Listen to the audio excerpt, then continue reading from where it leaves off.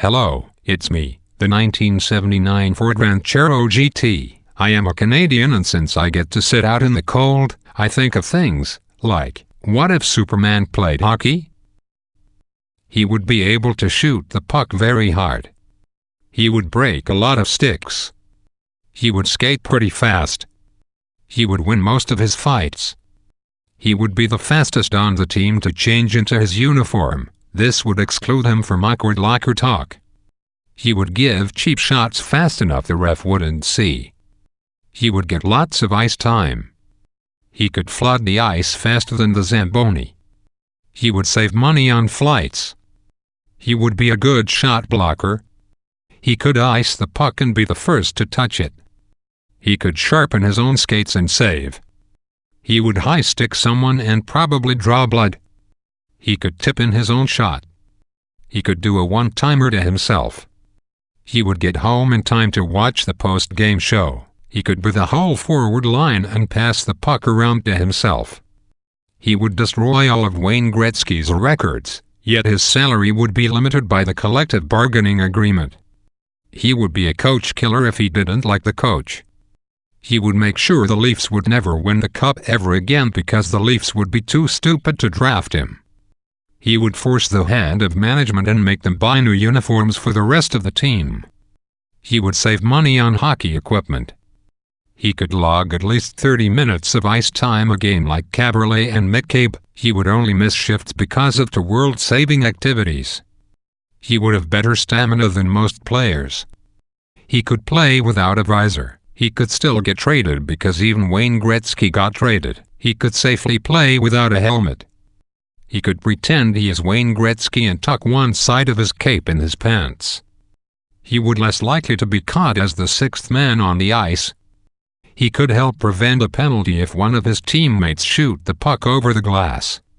He could use a wooden stick, even though it's heavier. He could probably get a lot of breakaways, shoot the puck and tip it in. He could push the bus to the next game and save gas. He would never draw a high-sticking major since he can't bleed his own blood. He would be able to shoot a puck through the boards and then through the stands, then outside wall of the rink, down the road and through some more things. This might give a delay of game penalty, where he would have time to find Lois Lane and put the boards to her and catch up to the puck and save it, autograph it and sell it on eBay for $11 reserved. If someone high-sticks him in the face and their stick breaks, he would get a slashing penalty. Since, as Greg Millen and Joe Bowen would say, the evidence is on the ice, he could take all the steroids he wanted because they wouldn't be able to stick a needle into him to draw blood, and his bladder is probably strong enough to hold 1,500 psi or more of pee, which meant he could hold it for an effing long time, and he could claim that he just didn't have to go, which meant that they couldn't get a urine sample from him to test. He could be lying on the ice with his head next to the puck. He could take a slap shot with his nose and possibly score. If one of the glass partitions bends for some reason, he could help them out and bend it back. His stick handling would be so fast the friction would melt the ice, and he would need more tape. He could be a total asshole player and perform knee on knees knowing it's not gonna hurt him.